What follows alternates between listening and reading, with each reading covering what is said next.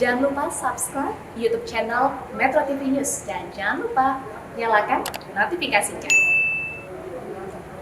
Pemirsa, Anda kembali menyaksikan Metro Siang dalam segmen Fact Check bersama saya, Gemma Tanjung.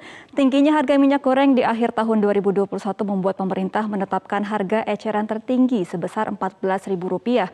Namun satu pekan setelah aturan diberlakukan, ternyata masyarakat masih kesulitan untuk mendapatkan minyak goreng. Stok minyak goreng habis lebih cepat di sejumlah supermarket dan faktanya di lapangan, satu harga minyak goreng Rp14.000 ini sulit untuk diterapkan di pasar tradisional. Sebagian masyarakat masih membeli minyak goreng dengan harga sebelumnya. Guna memenuhi ketersediaan minyak goreng dengan harga stabil, Kementerian Perdagangan per 27 Januari kemarin menerapkan kebijakan baru atas hasil evaluasi pelaksanaan kebijakan minyak goreng satu harga. Kita akan simak dua poin yang disampaikan oleh Menteri Perdagangan Muhammad Lutfi melalui konferensi persnya pada tanggal 27 kemarin, di mana Kemendak menetapkan ada dua kebijakan. Yang pertama adalah DMO, Domestic Market Obligation, dan juga ada DPO, Domestic Price Obligation. Nah, DMO ini merupakan mekanisme untuk kewajiban badan usaha untuk menyerahkan sebagian hasil minyak kepada negara melalui badan pelaksana. Kemudian untuk DPO sendiri adalah upaya dalam menjaga harga di dalam negeri agar tidak mengikuti tren global. Nah, penyebab dari naiknya harga minyak goreng sebelumnya adalah karena harga komoditas sawit mentah atau crude palm oil masih tak terbendung pada satu pekan terakhir. Bahkan kenaikan yang terjadi pada Jumat lalu ini mencetak rekor harga tertinggi sejak tahun 1980. Tercatat harga CPO mengalami kenaikan sebesar 51,7% secara tahunan dan rekor ini tercatat akibat kebijakan pengetatan yang dilakukan oleh negara produsen utama yaitu Indonesia dan juga Malaysia. Di Malaysia sendiri kontrak berjangka CPO untuk pengiriman pada bulan Februari ini adalah Rp5.803 per tonnya atau setara dengan Rp19.920.000 per tonnya. Kenaikan harga inilah yang membuat pemerintah akhirnya mengintervensi harga dan juga mengeluarkan dua poin kebijakan. Nah, pemirsa, kita juga akan melihat mekanisme lebih lanjutnya mengenai DMO dan juga DPO. Untuk DMO sendiri akan diberikan kewajiban kepada produsen minyak goreng untuk menyediakan 20 stok dari total ekspor untuk negara ataupun untuk Indonesia sendiri. Kemudian untuk DPO sendiri adalah penerapan harga domestik, di mana untuk CPO tadi atau minyak sawit mentah akan ditetapkan harganya sebesar Rp9.300 per kilogramnya, kemudian juga untuk Rp10.300 per kilogramnya untuk minyak olien. Nah, angka ini ditetapkan karena kebutuhan minyak goreng dalam negeri tahun ini diperkirakan mencapai 5,7 kiloliter untuk kebutuhan rumah tangga dan industri. Rinciannya adalah 1,2 juta kiloliter untuk kemasan premium, 231.000 kiloliter untuk kemasan sederhana dan juga 2,4 juta curah, dan kebutuhan industri sebesar 1,8 kiloliter. Sementara untuk harga-harga ini sudah ditentukan dan juga sudah termasuk dalam PPN di dalam harganya ini. Nah, pemirsa, kita juga akan melihat seperti apa harga-harga yang ada pada harga global. Pada tahun 2021 data yang kami catat adalah rata-rata harga CPO mencapai $1.000 Amerika Serikat per tonnya. Sementara untuk harga tertinggi sepanjang 2021 jatuh pada bulan Oktober 2021 dengan harga $1.390 per ton atau setara dengan $1,39 per kilogramnya, atau jika dirupiahkan diasumsikan bahwa dolar ke rupiah ini 14.000, maka per kilogramnya adalah 19.460. Sedangkan dalam kebijakan DPO pemerintah ini, pemerintah menetapkan bahwa harga CPO atau harga minyak mentah ini adalah 9.300 per kilogramnya atau lebih murah 2 kali lipat dibandingkan dengan harga global. Nah, pemirsa, dengan adanya penurunan CPO tersebut, maka pemerintah juga mengubah sejumlah kebijakan khususnya untuk harga penjualan minyak goreng.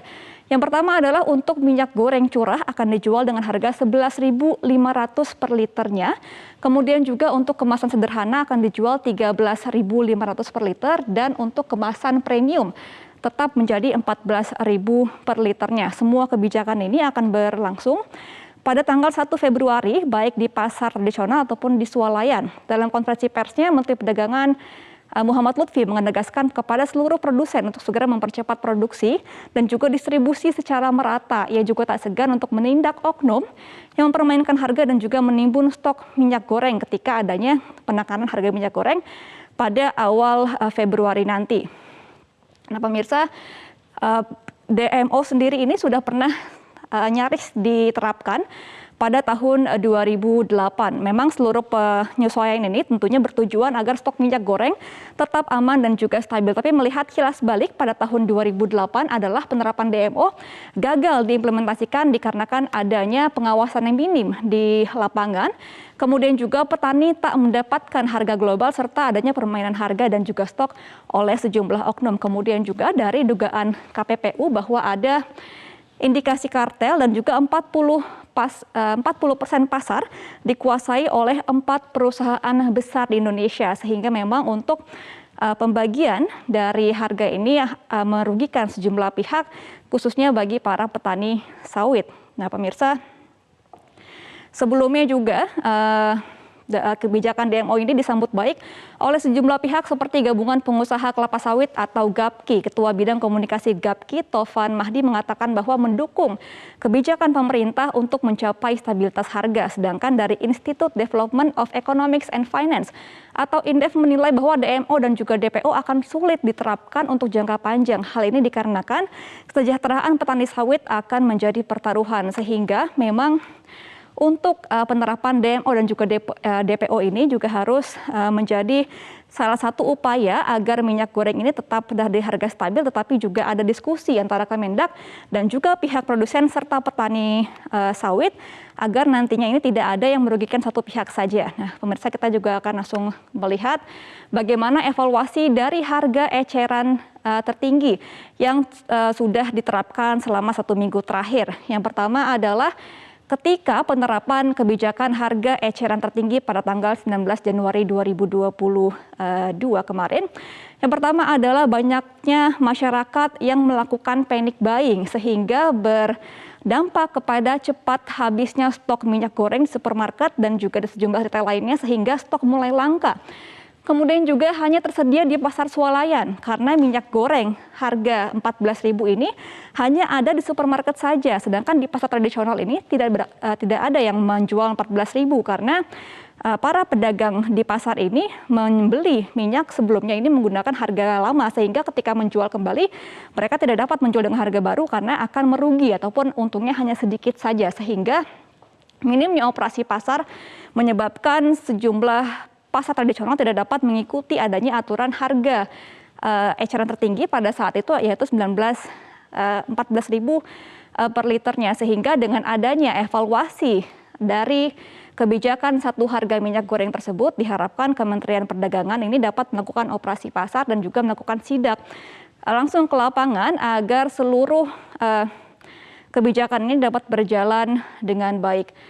Nah pemirsa, meski langkah yang diambil oleh pemerintah dapat menurunkan harga jual minyak goreng di pasaran, tetapi Kementerian Perdagangan tetap tidak boleh lengah dalam menjalankan kebijakan ini. Perbedaan pendapat yang dikemukakan oleh produsen dan juga pedagang juga diharapkan dapat teratasi jika Kemendak mampu melakukan diskusi agar kebijakan tak merugikan sejumlah pihak, dan juga pemerintah diharapkan langsung turun ke lapangan untuk memantau dan juga melakukan investigasi agar permasalahan dapat teratasi. Pengawasan diperlukan agar kebijakan yang dikeluarkan bisa dipertanggungjawabkan dan juga dinikmati masyarakat luas, sehingga tidak ada celah oknum menggoreng harga minyak goreng. Demikian untuk pemaparan pada siang ini, saya kembalikan ke Zakia. Baik, terima kasih rekan Gemma Tanjung atas pemaparannya.